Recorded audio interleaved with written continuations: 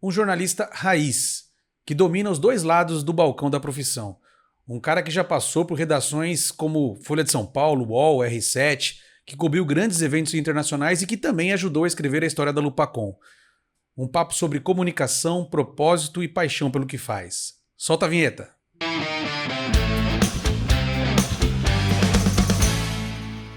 O papo de hoje é com alguém com mais de 15 anos de experiência. Com uma sólida trajetória em algumas das principais redações do país, como Folha de São Paulo, R7 e UOL, ele consolidou seu olhar jornalístico cobrindo política, economia, esportes e grandes temas sociais. Ao longo dos anos, expandiu a sua atuação para o universo da comunicação organizacional, reunindo uma bagagem valiosa em assessoria de imprensa, produção de conteúdo e relações públicas. Na Lupacom, onde atuou por muitos anos, ajudou a construir a história da agência, que agora completa uma década de atividades. Recentemente, atuou na cobertura de grandes eventos esportivos no Brasil e no mundo, incluindo os Jogos Paralímpicos de Paris e o Parapan de Santiago. Um profissional completo, que une sensibilidade jornalística, visão estratégica e paixão por contar boas histórias. O jornalista Vinícius Bacelar é o convidado de hoje no LupaCast. Salve, salve, minha gente amiga, sejam todos bem-vindos ao LupaCast, a mais um episódio do LupaCast. É o podcast da Lupacom Comunicação, onde a gente vai comunicar com quem comunica. E antes de eu começar aqui o meu bate-papo com o Vini, eu queria lembrar vocês de se inscrever no canal da Lupacom no YouTube e também no Spotify, são os dois canais por onde a gente transmite esse programa. Aciona o sininho para você receber notificação toda vez que tiver um novo episódio aqui do LupaCast. E se você ainda não segue as redes sociais da Lupacom, faça isso agora mesmo. As contas são essas que estão aparecendo aqui na sua tela. Fique à vontade para curtir, comentar, compartilhar com os amigos, mande sugestões de pautas. A sua opinião é muito importante pra gente, tá ok? Vini, muito obrigado por você ter aceitado o convite de estar aqui. É uma honra ter você com a gente aqui no LupaCast, cara. Finalmente deu certo, né, Paulo? Finalmente começamos, né? Demorou. Eu que agradeço pelo convite. Eu adoro, né, podcast. Tanto estando desse lado como estando do lado que você está hoje, sendo host, né? Já fui host algumas vezes. Tinha um programa de rádio que se assemelhava a um podcast, né? Então, é uma alegria imensa estar aqui, ainda mais nessa casa que me recebeu por tantos anos, Exatamente. Né? Eu não tenho tanta familiaridade com o lado de cada câmera, eu fico mais do lado de lá, né? Mas a gente vai vencendo, né? Um episódio vai ficando um pouquinho melhor que o outro. Exato. Mas, mais uma vez, obrigado. E assim, o convite para você vir aqui partiu justamente desse gancho bacana de você ter sido. A Lupacom está comemorando 10 anos de atuação agora em 2025, e você foi o colaborador que mais tempo passou aqui entre indas e vindas, né? O Vini trabalhou na Lupacom várias vezes, saiu e voltou várias vezes, pela pessoa que é, pelo profissional que é, então por isso, para a gente é uma alegria ter você aqui. Queria falar um pouco da tua trajetória na profissão, Vini, queria começar pelo começo mesmo. Como e quando você escolheu ser jornalista? Ixi, tem tempo aí? Qual é o limite aí de tempo? Não, mas, Paulo, eu sempre gostei, né, de humanas, matérias relacionadas à área de humanas, português, história, geografia. E ali, por volta dos 14 anos, eu vi que o jornalismo seria um caminho natural para mim, pela minha facilidade com essas disciplinas, né? E também porque eu gostava muito de futebol já, né? Eu comecei a acompanhar futebol ali por volta de 94, 95, tinha ali 6, 7 anos de idade. Eu costumo dizer que o tetracampeonato me ajudou muito nessa paixão. E chegou um momento ali da minha vida, na adolescência, que eu falei, eu preciso trabalhar com esportes. Eu gosto tanto disso que eu preciso trabalhar com esportes. E eu sabia que eu não poderia ser jogador, né? Não tinha habilidade, não tinha tamanho, não tinha nada. Tinha que arrumar outro jeito. Exatamente, eu não tinha nada que me capacitasse, né, para ser jogador de futebol. E aí, então, eu falei, já que eu tenho facilidade com português, história, geografia, eu sempre fui um cara de boa memória, né? Então, eu tenho facilidade para gravar datas, números, nomes, enfim. E aí eu falei, o caminho é fazer jornalismo mesmo. E aí eu tive até uma briga com meu pai, né? Meu pai, ele queria que eu fizesse administração no primeiro momento, que a gente tinha uma loja de autopeças. Loja essa que não existe mais, mas que eu trabalhei também por muitos anos. Eu comecei a trabalhar lá muito cedo. Ele queria que você tocasse continuasse, a eu e empresa. minha irmã continuássemos. A minha irmã fez administração, né? A minha irmã é formada em administração e ele queria que a gente continuasse tocando a empresa, só que eu já estava decidido a fazer jornalismo. Aí a minha irmã me ajudou, inclusive, né? A convencê-lo? Me ajudou a convencê-lo. Aí eu fiz jornalismo ainda trabalhando com meu pai. Eu, diferentemente da maioria dos estudantes, dos universitários, eu não fiz estágio durante a faculdade, não tinha essa obrigação, né? Lá na Universidade de São Judas, eu não sei hoje, mas na época eu não tinha essa obrigação. Então, me formei nos 4 anos e aí eu fui entrar no jornalismo só depois, né? Só depois de formado. E aí acho que é um assunto mais pra frente, eu não sei se eu posso emendar, você que manda. Então, vamos tocando. Então aí eu me formei em 2009, né? Na Universidade de São Judas, sem ter trabalhado na área, sem ter uma entrada, né? Em uma redação, uma assessoria, nada. Até que surgiu a primeira turma de pós-jornalismo esportivo na FAAP. A FAAP abriu esse curso, eu fui da primeira turma, e aquilo ali me ajudou, né? Me abriu as portas. Pro mercado de trabalho. Pro mercado, exato. Porque se eu não tinha um diferencial de ter um estágio, ali então eu tinha o diferencial de ter uma pós, né? De estar numa pós, porque, como eu disse, era a primeira turma, né? Eu acho até que tinha outros cursos de pós-graduação em jornalismo esportivo, mas na FAAP, né, uma instituição super respeitada, né? Super respeitada, super tradicional em São Paulo, foi a primeira turma. E aí eu consegui entrar primeiro no Agora São Paulo, coincidentemente no centenário do Corinthians, né, ali em setembro de 2010, agosto, né, porque a gente ficou uma semana ali, 10 dias trabalhando no caderno. Aí eu fiz esse freela no Agora. Pra quem não sabe, né, o Agora também é um jornal que não existe mais, infelizmente. Era do Grupo Folha de São Paulo, Exato, né? ali no prédio da Barão de Limeira. O Agora ficava no 5º andar e a redação da Folha no 4º andar. E aí surgiu a oportunidade, acabou o meu trabalho no Agora, né, o trabalho de 10 dias, surgiu a oportunidade de eu descer pro 4º andar. Desceu pra cima, na verdade. Exato. Porque abriu uma vaga de plantonista na Folha, né, na Folha de São Paulo, no site, no portal, na editoria de esportes, que como eu disse, é a editoria que eu sempre quis trabalhar, né, foi o meio que eu encontrei de trabalhar com esportes. Isso aí também eu já estava começando a sair da loja do meu pai, né? Aí eu tive uma outra briga com meu pai por um outro motivo. E aí eu resolvi romper mesmo ali a relação comercial com meu pai, vamos dizer assim. E que bom que eu tive esse rompimento, porque aí eu consegui ter uma relação de pai e filho verdadeira com ele ali nos últimos 3 anos de vida dele, né? Que ele morreu. Tô falando isso por volta de 2010, 2011, 2012, e ele morreu em 2015, né? No dia que ele fez 65 anos. E aí eu comecei a trabalhar no jornalismo de vez, né? Aí eu entrei na Folha como plantonista de final de semana, depois comecei a trabalhar no meio de semana também, 2 dias, geralmente na rodada, né? Quarta e quinta, sim.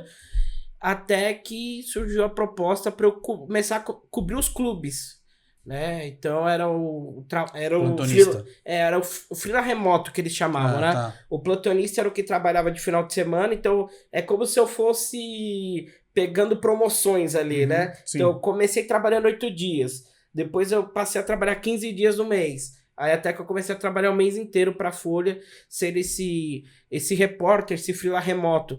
Eu ia aos clubes, né, cobrir treinos, ia aos CTs, né, aos centros de treinamento, eu ia aos jogos. Na época que isso ainda existia, né? Exatamente. Cobertura jornalística de treinos. Exato, eu ia aos jogos também, né, e foi uma escola e foi talvez um dos momentos mais felizes da minha vida, né, porque... Você falou que você começou na profissão, você foi fisgado pelo esporte, né? Exato. E uma curiosidade, Paulo, quando eu fui vender um dos carros do meu pai, eu fui vender justamente ali na região da Barão de Limeira, né? E eu passei pela calçada da Folha de São Paulo, olhei para aquela calçada, para aquele prédio, e falei, um dia eu vou trabalhar aqui.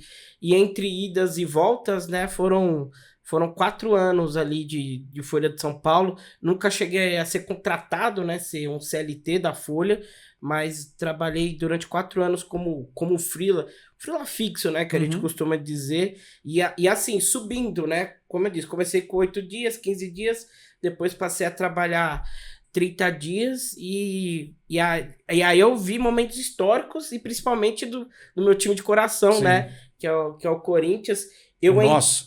Exato. Eu entrei no Grupo Folha para trabalhar no centenário do Corinthians e acabei por um tempo ali trabalhando como se fosse um setorista mesmo, né? Então no ano mágico de 2012 você estava trabalhando. Exatamente, estava lá como setorista, né? A Folha não me considerava um setorista porque tinha o cara que era CLT, Sim. que estava ali, mas o meu trabalho era muito parecido com o do setorista, porque todo dia eu estava no CT, eu fui, né, aos principais jogos ali daquela Libertadores, a semifinal contra o Santos, a final contra o Boca, eu estava lá no Pacaembu trabalhando, inclusive no dia da final contra o Boca, eu fiquei o dia inteiro acompanhando a delegação do Corinthians, 9 horas da manhã eu estava na porta do CT, vendo a movimentação, né, munindo o pessoal que estava na redação de informações, porque ele te abriu um ao vivo, né? Aquele minuto a minuto já era um dia diferente, Sim. né? Então, desde as 9 da manhã ele te abriu um minuto a minuto ali para falar como que tava o time do Corinthians, como tava o clima no CT. E assim que o ônibus saiu em direção ao Pacaembu, eu fui com o carro da Folha, né? O motorista foi seguindo o carro nos batedores e tal. Então eu cheguei junto com o Corinthians no Pacaembu, vi todo o trajeto. Eu lembro até que eu pensei em filmar esse trajeto, que era uma coisa histórica, né? Só que eu fiquei com medo de zicar. Aí eu falei, eu vou filmar, depois o Corinthians perde. É típico de torcedor corintiano, né? Exato. Supersticioso. Vou filmar isso aí, de repente o Corinthians perde. Não, eu não filmei, ficou só na memória mesmo. Que bom que não zicou. Exatamente. Ô, Vini, logo depois dessa tua experiência, a gente se conheceu, né? O Vinícius, o primeiro contato que eu tive com o Vinícius, profissional, eu era editor-chefe do jornal Folha Metropolitana, a gente produzia na mesma redação o jornal Folha Metropolitana, que circulava aqui em Guarulhos e região do Alto Tietê, e o jornal Metronews, que circulava na capital. E numa época que eu estava procurando, né, profissionais para contratar, a nossa colega Laís, né, Laís Domingues, que ela era chefe de reportagem, ela falou, eu tenho alguém para indicar. Que se formou comigo, inclusive, Exatamente, eu estudei com a Laís. E ela falou assim, só traz ele, só traz, porque ele é um cara que tem muita iniciativa, ele vai atrás, ele não tem experiência em redação mais generalista, ele trabalhou só em esporte, mas ele é um cara que é fuçado, ele vai mergulhar de cabeça e vai te dar resultado. E batata, acertou na mosca, né? Foi quando você veio trabalhar em Guarulhos pela primeira vez. E foi uma baita escola também, né? Porque assim, trabalhar com esporte era um sonho, né? Como eu disse. Inclusive, até só voltando um pouco no tempo, a primeira cobertura que eu fiz no CT do Corinthians, o CT Joaquim Grava, apareceu só um cara lá do nada. Só um cara. Um tal de Ronaldo Fenômeno. Só isso, logo no meu primeiro dia. No meu primeiro dia como repórter, como setorista, como eu disse, do Corinthians ali, só apareceu o Ronaldo de surpresa, assim, para os jornalistas, né? É lógico que o Corinthians já tinha organizado todo um plano ali. O Corinthians lançou o uniforme com o Paulinho e com o Liedson. Acho que foi até uma forma meio que de abafar ali o clima ruim que tava ficando em relação ao Liedson, porque o Tite já tava tirando o Liedson do time titular, aí colocaram o Liedson como garoto propaganda, lançaram o uniforme e de repente o Ronaldo aparece, aí lançaram o mural lá, né, que fizeram um grafite daquele gol que ele fez contra o Palmeiras, que caiu alambrado, e aí já fizeram o lançamento desse mural também, então assim, foi uma forma do Corinthians também contornar um pouco a insatisfação do Liedson, né? Sim. E no final das contas deu certo, que o time foi campeão e tudo mais, enfim. Mas aí, voltando, né, para o Metronews, Folha Metropolitana, eu acho que foi uma escola, no sentido de profissão, até maior que a Folha, porque a Folha de São Paulo era aquela coisa, era o sonho de trabalhar com esportes e era o sonho de trabalhar no maior jornal do país, né? No meio de vários caras consagrados aí. Hoje eu trabalhei com o Martim Fernandes, que foi pra Globo depois, e hoje, se eu não me engano, não sei se ele tá na FIFA, não lembro agora, mas, sabe, um cara que trilhou uma carreira de muito sucesso, né, no jornalismo esportivo, assim, um cara, uma referência, né? Inclusive, eu fui até na despedida dele, quando ele saiu da Folha antes de mim, pô, né, eu tava ali lado a lado com ele todos os dias. Bernardo Wittri, que hoje é assessor de imprensa da Federação Paulista de Futebol, inclusive tá lá no Mundial, acompanhando a comitiva da federação. Então, assim, trabalhei ao lado de caras muito bons, né? Marrinha, que hoje tá no UOL, que é o Rodrigo Matos, né? No meio ele é conhecido como Marrinha. Eduardo Rata também, uma grande referência também. Além de tudo, pugilista, tomou soco do Mike Tyson.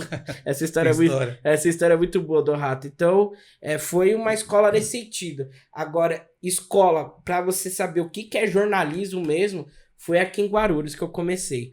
Porque, como você disse, né, trabalhava em todas as editorias, inclusive esportes, né? Cobrindo o jogo aqui do Flamenguinho, da AD Guarulhos. Mas também era cobrindo buraco na rua, cobrindo visita da Dilma, cobri umas 2, 3 visitas da Dilma, não só aqui em Guarulhos, mas como lá em São Paulo também. Inclusive, quando a Dilma veio numa OBS aqui na periferia de Guarulhos, eu tava lá, um solão do caramba, gente da grande imprensa, como a gente costuma dizer, acompanhando essa visita, não fazia a ideia de onde estava, chegou pra mim e perguntou, eu posso dizer que aqui é periferia de Guarulhos? Eu olhei pro lado assim, eu falei, tipo, acho que tá na cara, né? Mas tudo bem, acontece, né? É um grande erro, inclusive eu acho, dos jornalistas... Da grande imprensa de São Paulo não conhecerem bem as cidades ao redor, né? A região metropolitana. Né? Exato. Então, é isso. Eu cobri de tudo mesmo. Como eu disse, desde buraco na rua, a visita presidencial, fui entrevistar... Desastre natural. Qual desastre? No interior, para a revista Avenida. Ah, é verdade. O furacão lá em Taquarituba também, né?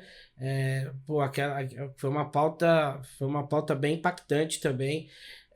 Entrevistei o Everaldo Marques, infelizmente não foi publicado, né, a matéria, mas entrevistei também o Everaldo Marques para a revista Avenida.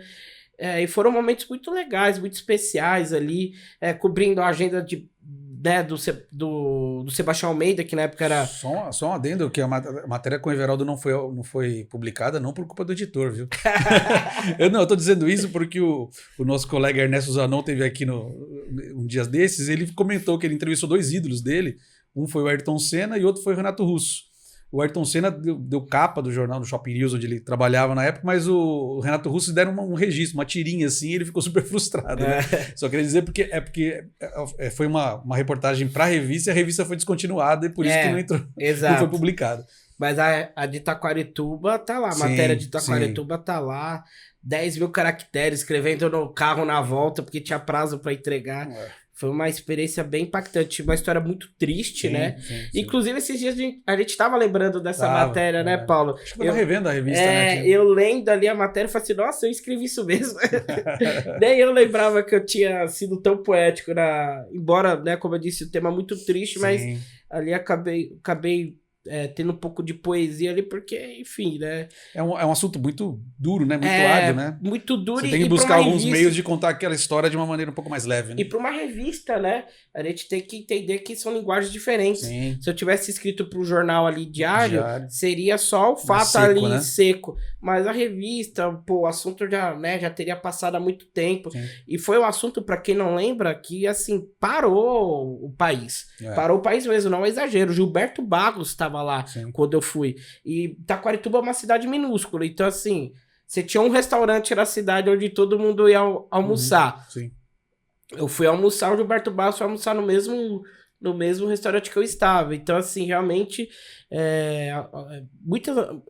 muitos jornalistas, muitas equipes se dirigiram à cidade, porque foi um caso, assim, bem atípico no Brasil, né? Inclusive, se você quiser voltar um pouquinho aí o vídeo, pro vídeo de apresentação do Vinícius, tem uma das fotos que aparece lá, é uma foto dele lá com os escombros ali. Com a rodoviária no chão, né? Exato. E, aliás, tem um caso que, acaba sendo engraçado, embora um momento triste, né? Obviamente, eu não fazia ideia de quem eram os políticos, né, de Taquarituba, vereadores, prefeito, enfim. E aí eu fui na prefeitura de Taquarituba, querendo falar com o prefeito sem marcar, sem nada, né? É lógico, é muito diferente você falar com o prefeito de Taquarituba e com o prefeito de São Paulo. Eu cobri muito também a gestão da Haddad, né, em São Paulo, e era só ali no quebra-queixo. Sei lá, eu fiz uns... Vou chutar aqui uns 5 quebra-queixos da Haddad. Se eu fiz uma pergunta pra ele, foi muito, assim, porque é muito difícil. Exclusivo, é muito então, nem pensar. Exato, é muito concorrido. Ainda que eu consegui com o Gilmar Tato, lembra? Sim. Que era um sonho nosso também. Sim. A Laís, que tinha esse projeto, ela saiu do jornal sem a gente conseguir, mas depois de algum tempo eu consegui fazer exclusiva com o Gilmar Tato. E ficou bem bacana essa entrevista, inclusive, também. Ainda tem isso lá, dá pro pessoal fuçar esses jornais antigos, o Metro News, Folha Metropolitana? Boa pergunta, eu não sei. Porque, pô, tem muita matéria legal ali, né? Muitos anos de jornal, né? Sim, 40 anos de jornal, enfim. Mas, enfim, aí voltando lá a Taquarituba, aí eu cheguei na porta da prefeitura e falei com o senhor lá, falei, eu gostaria de falar com o prefeito, tal, meu nome é Vinícius, sou jornalista do Metro News, do Jornal de São Paulo, tudo mais. Aí ele, pois não, vou chamá-lo. Aí ele deu 2 passos pra trás, se virou de novo pra mim e falou, prazer, fulano de tal, sou prefeito de Taquarituba. Ele tava ali no meio. Prazer, sou prefeito de Taquarituba. Aí eu fiquei todo sem graça, óbvio, né? Aí ele falou, não, cara, tá tudo bem, é óbvio, você não tinha, né... Você não tinha obrigação de saber que eu era o prefeito. E aqui foi uma forma também de descontrair, porque a situação da cidade... Muito triste. A situação da cidade tá bem complicada. Ô Vinícius, deixa eu te perguntar. Você teve várias histórias, não só essas que você já contou, mas depois disso você passou por UOL, você passou por R7, outros veículos grandes, várias redações. O que a vivência de redação te ensinou e que você carrega até hoje? Eu acho que respeitar as diferenças, sabia, Paulo? Acho que essa é a principal lição. E isso aconteceu no Metro News, Folha Metropolitana. Hoje, né, que o Brasil, o mundo, né, tá muito polarizado, hoje tá muito fácil. Eu acho que hoje tá mais fácil você escolher um lado, sabe? Você falar que é de direita ou de esquerda, e eu, assim, eu não tenho dúvidas hoje sobre minha posição política. Mas na época eu era um jovem ali de 20 e poucos anos, e hoje com 37 eu considero uma pessoa de 20 anos um moleque mesmo. Moleque, com 20 anos a gente é moleque, tá? Você que tem 20 anos, que tá assistindo e tá achando que sabe de tudo, você não sabe de nada. Nem com 37 anos a gente sabe, mas com 20 anos muito menos. Mas eu tinha, sabe, uma visão do mundo bem diferente, Paulo. Principalmente nessa questão de diversidade, né? Respeitar as opiniões contrárias. Eu comecei a entender mais a dor das pessoas, né? Se colocar no lugar das pessoas. Porque eu comecei a entrevistá-las, né? Eu comecei a ir pra rua entrevistá-las. Então, assim, eu fui num evento na prefeitura que a Daniela Mercury tava pra falar sobre, sabe, sobre a causa LG. Hoje tem 200 mil letras, né? Mas na época acho que era só LGBT. E aí, aí o pessoal começa a falar uns dados, né? O Brasil é o país que mais mata, né? Trans, gays no mundo, assim. Gays eu não tenho certeza, mas trans, infelizmente a gente lidera essa triste, ou liderava, pelo menos na época, essa triste estatística. E aí você começa a pensar, por que eu vou falar que é mimimi, sabe? Eu não sinto a dor dessa pessoa. E aí você começa a lidar com esses dados, você começa a conversar com as pessoas, conhecer as histórias das pessoas, aí você fala, realmente eu acho que eu tenho que aprender a ouvir mais, né? Tem aquele ditado que você tem 2 ouvidos e uma boca para ouvir mais e falar menos, né? E acho que o jornalismo, essa vivência de redação me ensinou isso. Porque era o dia inteiro, né? Entrevistando pessoas de diversas origens. Como eu disse, desde o Haddad até morador de rua. Eu entrevistei morador de rua na minha época de Metro News. Teve outro caso muito emblemático também na Folha Metropolitana, no meio da Copa do Mundo, que eu fui entrevistar a família que ganhava o maior Bolsa Família de Guarulhos. Uma família que morava ali no pé do maior aeroporto do país, um dos maiores aeroportos das Américas, acho que da América do Sul, é o maior aeroporto da América do Sul. Eles moravam ali do lado, vendo avião subindo e descendo o tempo inteiro, e eles viviam com uma renda de, acho que na época era R$600, se eu não me engano, que hoje é pouco, na época era pouco também, 2014, com, não lembro, 10 filhos, eles tinham muitos filhos.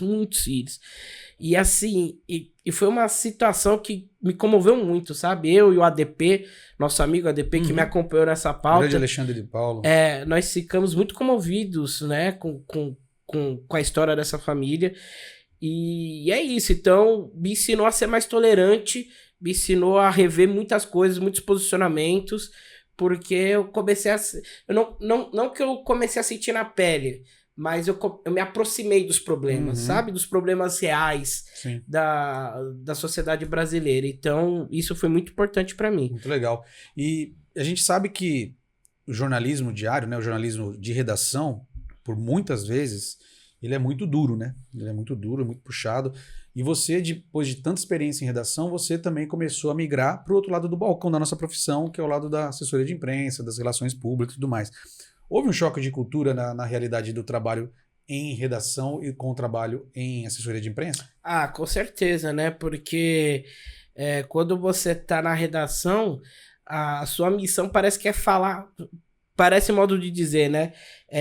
Mas uma das suas missões é falar que está errado, né?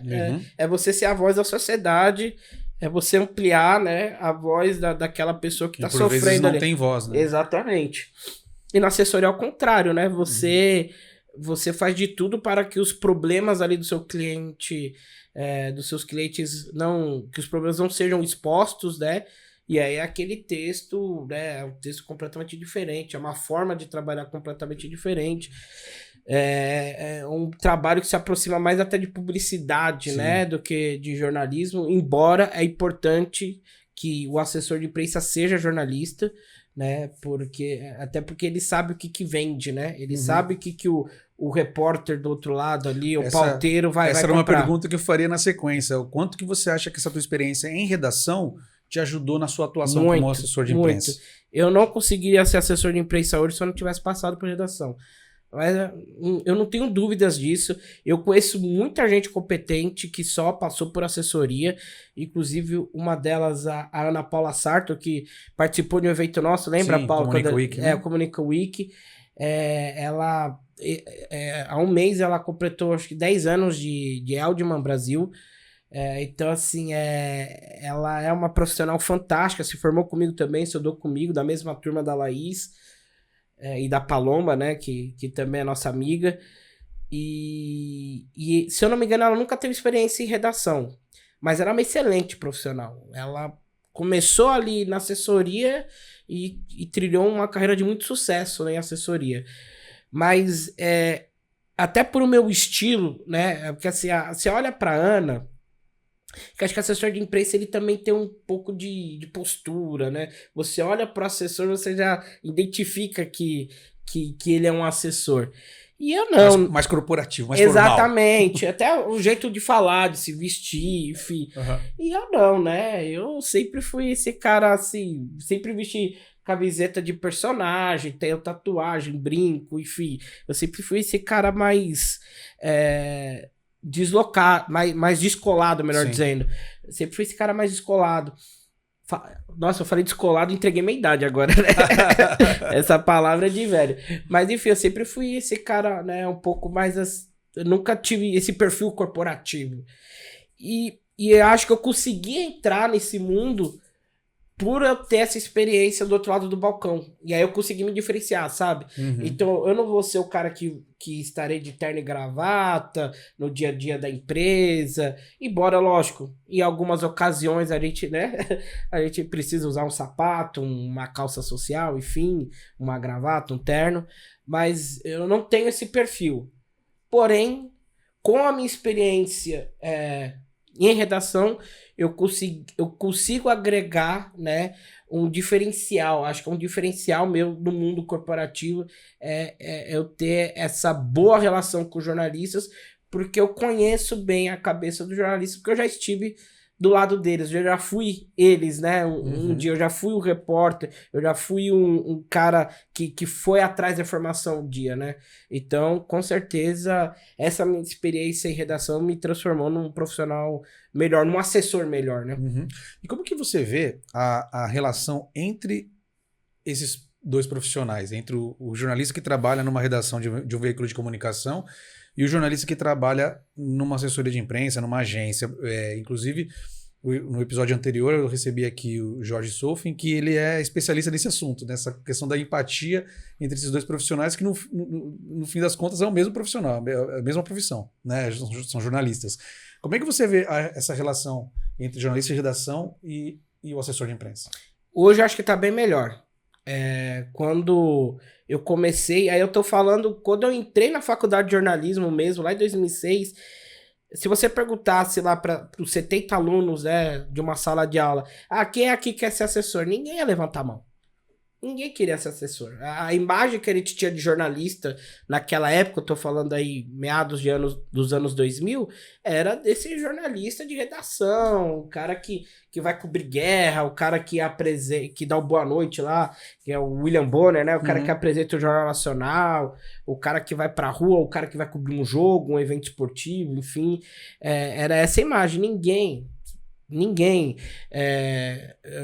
Eu não conheci ninguém naquela época que falasse, nossa, meu sonho é trabalhar em assessoria de imprensa. Até porque a assessoria de imprensa naquela época era uma coisa muito enxuta ainda, muito pequena, né? Muito incipiente. Não tinha nem redes sociais direito na época, né? Então não tinha essa produção de conteúdo das próprias marcas, das próprias marcas, das próprias pessoas, né? Que são marcas também.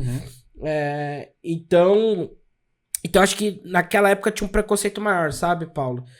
Acho que tinha um preconceito maior também com o jornalismo esportivo, sabe? As pessoas olhavam diferente, assim, tipo, esse cara aí só sabe falar de esporte. Tem uma história do Armando Nogueira, né? Que ele dizia que na década de 80, se eu não me engano, chegasse alguém novato na redação, você não sabe fazer, não tem especialidade nenhum setor, então vai fazer esporte. É uma visão errada que as pessoas tinham, né? Que jornalista esportivo só sabe falar de esportes. E, pô, dentro do esporte você fala de economia, você fala de saúde, você fala de segurança, você fala de vários temas. Você fala até de cidade mesmo, trânsito, né? Como que o torcedor faz para chegar no estádio, enfim, brigas de torcida, às vezes você tem que cobrir brigas de torcida, enfim. Então, o esporte, eu acho que o esporte, inclusive, ele é uma editoria que prepara bem, sabe? Os jornalistas para outras editorias, porque ela é muito dinâmica e ela abrange muitos temas, né, dentro dela, dentro dessa editoria. Então, naquela época, acho que existe esse tipo de preconceito, assim, essa não vou dizer rusga, mas aquela coisa. Eu acho que o assessor de imprensa ele era mais mal visto naquela época do que hoje. Mas o que acontece? Hoje as redações estão cada vez mais enxutas e as assessorias cada vez mais cheias. Exato. Né? E hoje é um caminho natural você trabalhar na assessoria de imprensa, na produção de conteúdo, né? E o jornalista que tá lá, coitado, sozinho, se ferrando na redação, ele precisa muito do assessor de imprensa hoje. Ele precisa que o assessor de imprensa mande tudo ali redondo, com as informações, tudo bonitinho, um texto redondo, né? Porque isso facilita muito a vida dele. Às vezes ele tem que entregar 5 textos no dia, 6 textos no dia. Se ele recebe um texto pronto do assessor de imprensa, um texto com os dados certos e tudo mais, tenho certeza que ele vai ficar muito feliz. Então hoje eu acho que os repórteres, pauteiros, né, produtores estão mais amigos dos assessores, sabe? Eu acho que hoje a relação é bem melhor. Entendi. Ainda falando de assessoria de imprensa, Vini, você passou boa parte da sua carreira na Lupacom, né, na agência de comunicação Lupacom, e você ajudou a Lupacom a se posicionar fortemente no mercado durante a sua trajetória aqui. Eu queria que você destacasse algum case, alguma lembrança positiva que você teve durante essa tua trajetória na Lupacom. Ah, vou ter que te entregar, Paulo. Você não falou que era case, lembrança positiva. Você falou lembrança engraçada. Então tá, pode ser. Eu me preparei para lembrança engraçada. Não, mas brincadeiras à parte, eu aprendi muito também na Lupacon, né? Foi um dos meus primeiros trabalhos como assessor de imprensa. O trabalho na Associação Comercial de Guarulhos foi um trabalho que me ensinou muito, né? Muito mesmo. Se hoje eu voltei ao mercado corporativo, né? Depois de muitos anos, porque eu tinha essa base lá da C Guarulhos. Então, saber falar de números, né? Saber entender o que a gente pode vender, o que a gente consegue vender, o que a gente não consegue vender para um repórter, para um pauteiro, um produtor, enfim. Isso eu aprendi muito lá na CE. E acompanhando, né, eventos, desde assim, eventos oficiais do prefeito, que na época era o Guti, né? Até festa junina com o Negritude Júnior cantando num trailer, sabe? E foi muito legal isso. Lógico, não era o Negritude Júnior com o Netinho e tal, né? É uma outra formação, deve ter, sei lá, uns 2, 3 caras da formação original, talvez nem isso. Mas foi muito legal, né? Eu fiz uma cobertura fotográfica do show do Negritude Júnior aqui em Guarulhos, um show que era para os colaboradores da CE. Na verdade, era aberto, né? Era uma festa aberta, você tinha que pagar, acho que R$10 para entrar, enfim. Mas, basicamente, ali, o público presente era de colaboradores e parentes, né? De colaboradores da CE. Foi muito legal. Um dia que tava frio, eu lembro que tava frio, eu tava começando a namorar, né? Com a minha esposa. Falar atual parece que eu tive vários. Outros, na verdade, só tive uma esposa. Hoje, minha esposa. E eu a levei pra lá, ela curtiu também, né? Curtiu o show. Então, foi bem bacana. Foi uma experiência muito legal trabalhar na CE, porque é isso. Um dia você tava ali cobrindo uma agenda oficial do Guti. O Guti ia muito lá na CE também, né? Pra quem não sabe, a CE e a prefeitura também ficam, né? Uma do lado da outra. Fisicamente bem próximas, né? É só atravessar a rua. E até eventos, né? PDE, vários PDEs maravilhosos aí que eu cobri com Maurício Manieri, Luísa Posse, enfim. E agora, então eu aprendi muito trabalhando com a CE, também com o ENIAC, né? Inclusive o Pedro veio aqui. Sim. Foi muito legal também, assim, eu não visitei tanto o ENIAC como eu visitei a CE, até porque, se eu não me engano, na época que eu trabalhei, que você pegou a conta do ENIAC, né, que a Lupacon começou a trabalhar com o ENIAC, era um período de pandemia, né? A gente começou a atender o ENIAC 4 meses antes da pandemia. Então, aí eu lembro que até as pautas eram sobre a pandemia. Eu lembro as que iniciativas deles. Eu fui uma vez lá para fazer umas fotos, e aí usando máscara e tal, que eles estavam produzindo os EPIs, né? Uhum. Mas eu aprendi muito porque toda semana ali eu escrevia pelo menos uns 2, 3 textos, né? Sim. E de assuntos diversos também, porque é isso, né? Você assessorar uma universidade é isso, você fala de tudo, sim, absolutamente tudo. Eu preciso de um especialista em segurança pública. Você tem um especialista em doenças, em doenças como o coronavírus. Temos também, e assim vai, né? Então, foi um grande aprendizado. E o case, não é bem engraçado, mas foi um case curioso. Eu não sei se você vai se lembrar, mas a gente fez a cobertura pela CE, né? Pela associação. A gente fez a cobertura fotográfica e ele escreveu um texto também sobre o lançamento do Senac Guarulhos. O Senac ali no centro, eu esqueci o nome da rua, Luiz... Gama? Não é... Luiz Facini. Luiz Facini, isso. Não, acho que é lá, né, ainda. Então, o Senac lançou uma unidade muito bonita aqui em Guarulhos. Isso aí deve ter sido 2018, sei lá, por aí. 2017. Deve ter sido 2017. Porque 2018 eu já tinha voltado pro Metro News. E é uma unidade bonita, vários laboratórios lá, novinhos, sabe? Coisa maravilhosa. E eu com uma máquina maior do que eu, né? No peito aqui, tirando fotos. Até que chega um cidadão, um senhor de idade, me chama. Eu falei, puta, ele deve querer que eu tire foto dele, beleza, né? Eu tô com a câmera aqui, o cara vai saber se eu sou fotógrafo do Senac, da SE, sei lá, enfim. Ele só quer a foto. Exato. Beleza, eu vou lá fazer a foto do cara. Aí ele chegou pra mim e perguntou, você joga biribol? Você sabe o que é biribol, Paulo Manso? Não. Biribol, pra quem não sabe, é um vôlei aquático. Que nasceu em Birigui, por isso o nome biribol. E, assim, por sorte eu sabia o que era biribol, e não é nem porque eu sou um fascinado por esportes. Eu acho que eu sabia o que era biribol porque meu tio Heitor, irmão da minha mãe, ele tinha uma piscina e tinha uma rede de vôlei nessa piscina.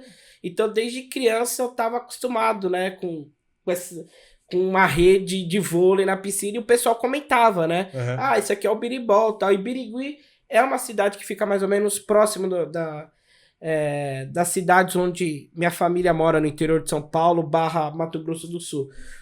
Então, acho que é por isso que eu sabia. E aí, eu já sou um cara cismado, né? Eu sou um cara de 1,5 m. Falei, esse cara tá me zoando, né? Aí eu já fechei. Aí eu jogo o quê? Biribol. Ele até mostrou, ele tava com broche, tava com pin de biribol na lapela aqui e tal. Aí eu falei, não, eu sei o que é biribol, mas não, cara, não jogo. Olha o meu tamanho, nem tenho tamanho pra jogar, porque eu achava que ele tava me zoando mesmo, então eu já quis cortar. Você entrou na brincadeira. Né? Eu quis entrar na brincadeira, mas ao mesmo tempo cortar, né? De tipo assim, não. Sim. Não jogo, eu tenho 1,5 m, eu sei que você vai fazer piada com o meu tamanho, então deixa que eu já faça a piada pra você. Tá aqui, ó, piada pronta. Não jogo pelo teu tamanho.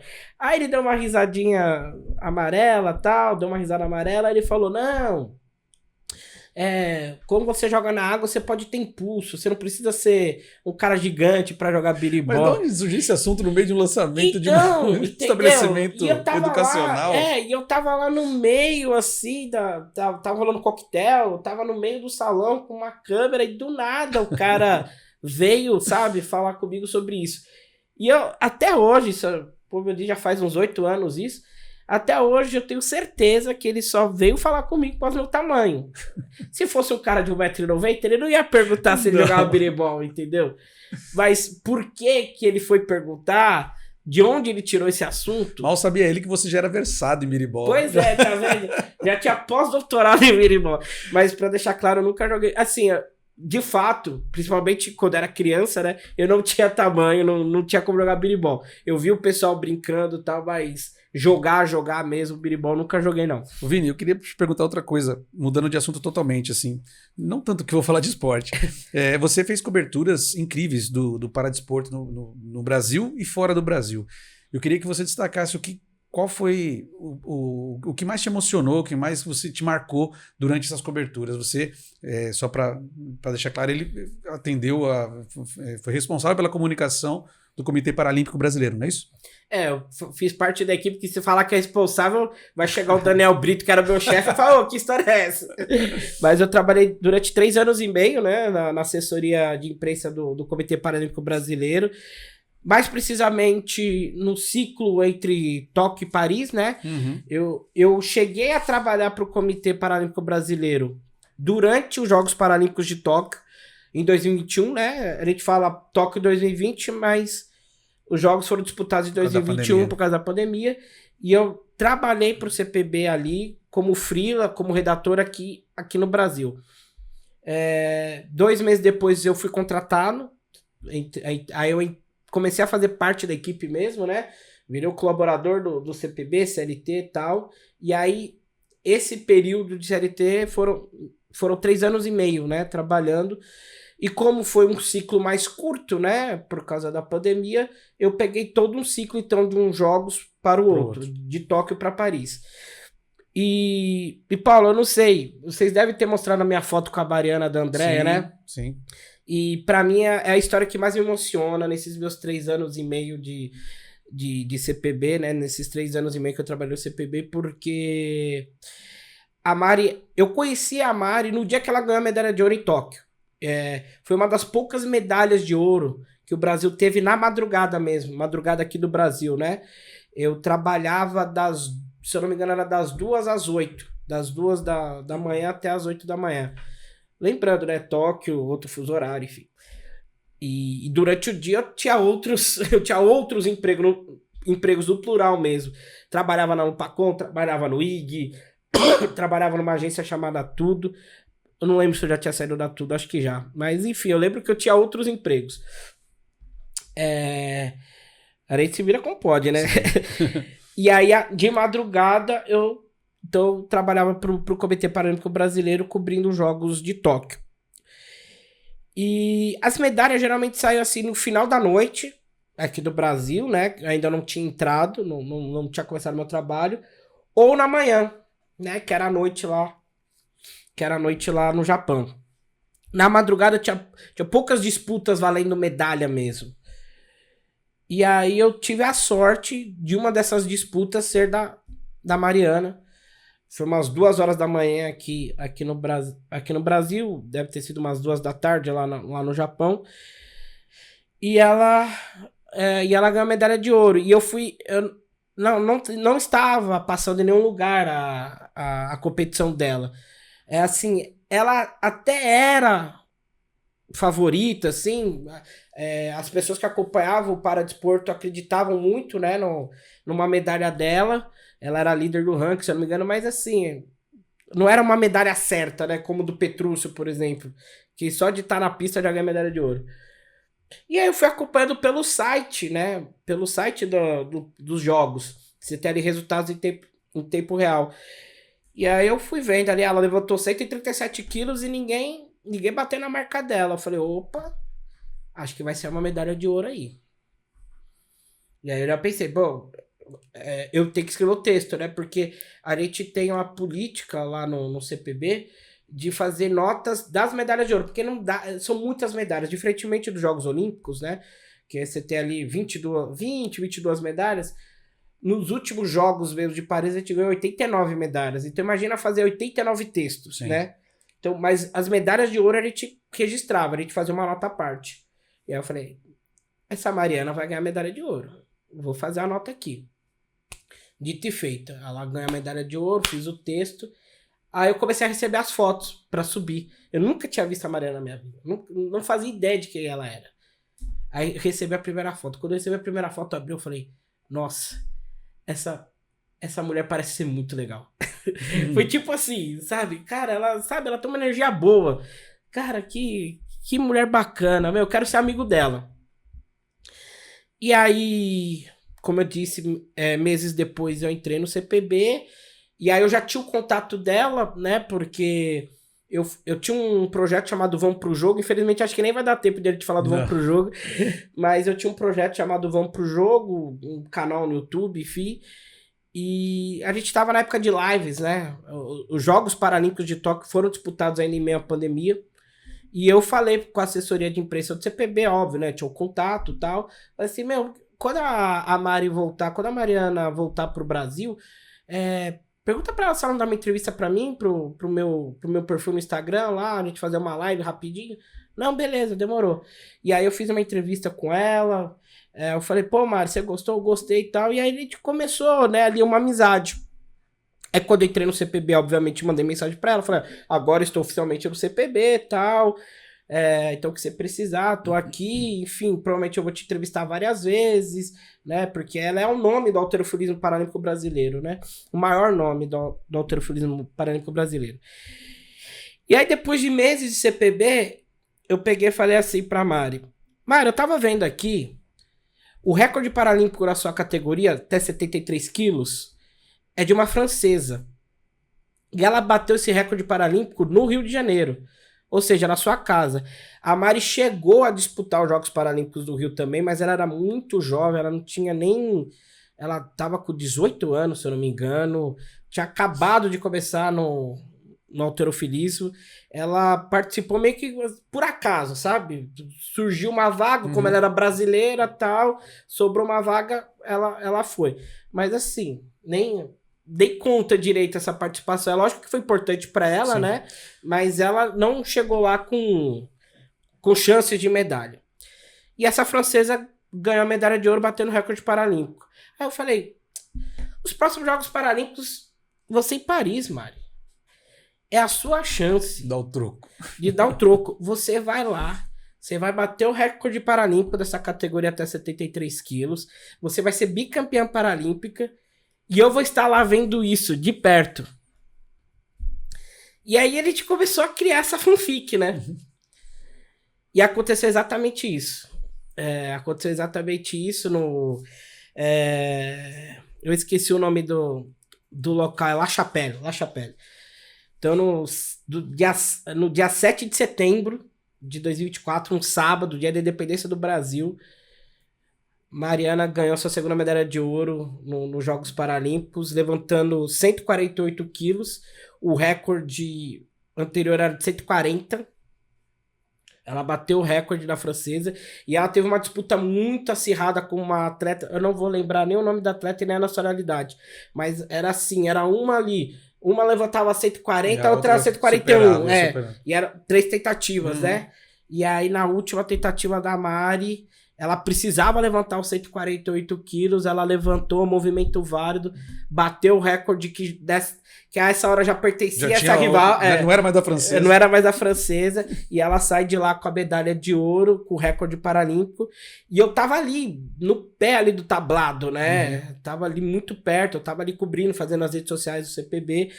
E aí, quando ela passa por mim, a gente desaba, né? A gente começa a chorar. Eu falei pra você que ia acontecer. Muito legal. E ela ficou impressionada porque ela falou, eu não sabia se eu ia competir na categoria 73 ou 79, mas você já falou que eu ia competir na 73 e que ia bater o recorde.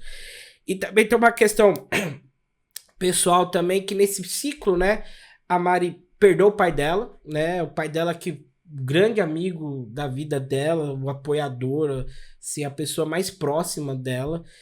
Quando a Mari foi campeã mundial, 2 dias depois o pai dela morreu, então a Mari estava em Dubai, o pai dela aqui em Itu, no interior de São Paulo. Ele veio falecer e foi uma tristeza muito grande, né? Isso aí foi agosto, acho que de 2023. E em outubro de 2023 eu perco a minha mãe, né? Que também é minha referência, enfim, minha melhor amiga, a pessoa que eu mais amo nesse mundo. E um mês depois, em novembro, a gente vai pro Parapan de Santiago, ela ganha o ouro, foi a primeira competição internacional dela, né, sem o pai dela, também a minha primeira cobertura sem minha mãe, e ali a gente já se emocionou muito, né, e o ápice foi lá em Paris, no La Chapelle. Então, pra mim, essa é a história, sabe, essa muito conexão bom que eu tenho com a Mari, pra mim é coisa de outro mundo, assim, a gente se dá muito bem, eu tenho orgulho de falar que eu sou amigo da minha ídolo, sabe? Sensacional, sensacional. É isso. Vini, a gente tá caminhando pro final. Eu queria fazer um ping-pong que eu sempre faço aqui com os convidados. E aí eu vou te dar 2 opções de várias coisas aqui, você me responde o que você prefere, tá? Lá vai, que medo. Redação ou assessoria? Assessoria. Assessoria? Assessoria, hoje é assessoria, com certeza. Guarulhos ou São Paulo? São Paulo. Eu sou paulistano, viu, gente? Muita gente acha que eu sou guarulhense, porque eu falo muito de Guarulhos, trabalhei muito tempo aqui em Guarulhos, mas eu nunca morei em Guarulhos, sempre morei em São Paulo, e sou nascido em São Paulo também. Pagode ou pagode? Pagode ao quadrado, lógico, sempre. Cinema ou Netflix? Hoje Netflix, né? Cinema tá caro. Copa do Mundo ou Olimpíadas? Cara, essa pergunta é difícil, hein? Nossa, essa... Eu vou ficar com Copa do Mundo, porque eu acho que é um sonho ainda que falta eu realizar, sabe? Eu não cobri Olimpíadas em loco, mas eu tive uma experiência muito legal nas Olimpíadas de Londres, trabalhando daqui, né, pela Folha de São Paulo, trabalhando aqui no Brasil, mas ali eu fiz vários ao vivo, eu acompanhei o desembarque de várias delegações brasileiras aí, a seleção de judô, seleção de natação, a seleção de vôlei, as meninas bicampeãs, né, eu acompanhei elas desde o aeroporto aqui de Guarulhos até lá o Palácio dos Bandeirantes, que elas foram recebidas pelo Alckmin na época, passando pelo centro de São Paulo, então foi uma coisa fantástica. Eu acho que eu me sinto realizado em relação às Olimpíadas, até também por causa das Paralimpíadas, dos Jogos Paralímpicos, que essa sim eu cobri em loco. E Copa do Mundo falta, assim, eu trabalhei na Copa do Mundo de 2014, né, pelo Metro News, fui em FanFest, né, a Copa do Mundo foi aqui no Brasil, tudo mais, mas eu não tive o prazer de assistir um jogo de Copa do Mundo no estádio, sabe? Entendi. Então, por isso eu vou ficar com a Copa do Mundo, que é um sonho ainda que falta ser realizado. Impresso ou internet? Vou falar impresso, vai, pelo glamour, aquele prazer de você sentir o cheiro de jornal, pegar o jornal, sujar o dedo. Corinthians ou Seleção Brasileira? Corinthians, sem dúvidas nenhuma, pelo amor de Deus. Isso aí, né? Essa é a pergunta que se faça, Paulo. Me conhecendo, já você me conhece. Ô, Vinícius, se você pudesse voltar no tempo e dar um conselho pro Vinícius do início da carreira, o que você diria? Ah, cara, acredite porque né, nesse tempo que a gente conversou aí, eu falei de várias realizações, né? Na verdade, eu costumo dizer que eu ainda não cheguei onde eu queria estar no jornalismo, né? Mas eu fui muito além do que eu imaginava que eu chegaria. Acho que esse é o ponto, entendeu? Então, assim, eu gostaria de ter uma maior segurança financeira, né, trabalhando com jornalismo. Eu gostaria de ser mais conhecido pelo meu trabalho. Sim, trabalhar em TV, na frente das câmeras, por que não? Eu acho que quando você vai pra frente das câmeras é o resultado de que todo o seu trabalho, né, deu certo, porque você chamou a atenção a ponto de alguém da TV pegar e falar: vem, meu filho, vem que você pode dar certo aqui em frente às câmeras.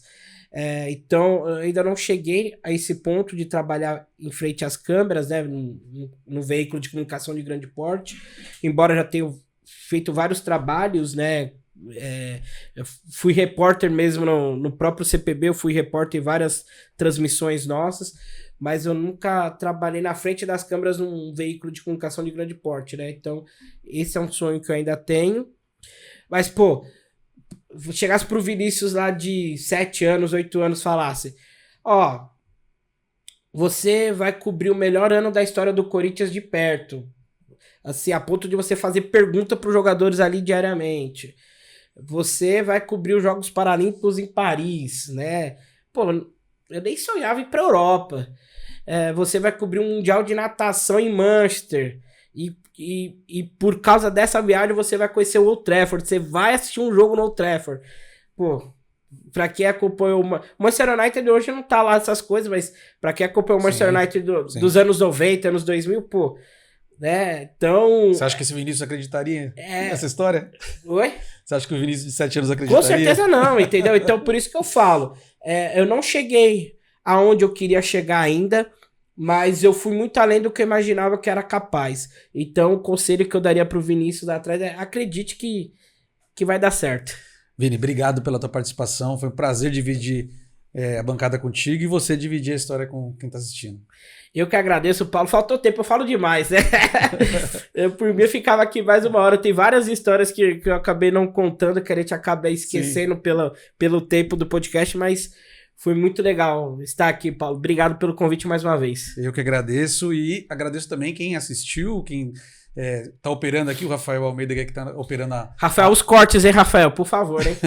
Rafael que tá operando a nossa nave aqui. Queria agradecer e lembrar vocês de se inscrever no canal da Lupacom no YouTube e no Spotify e seguir as redes sociais da Lupacom, são essas contas que estão aparecendo aqui na sua tela. E não se esqueça, release a gente até lê, mas papo bom de comunicação é por aqui. Um abraço e até a próxima.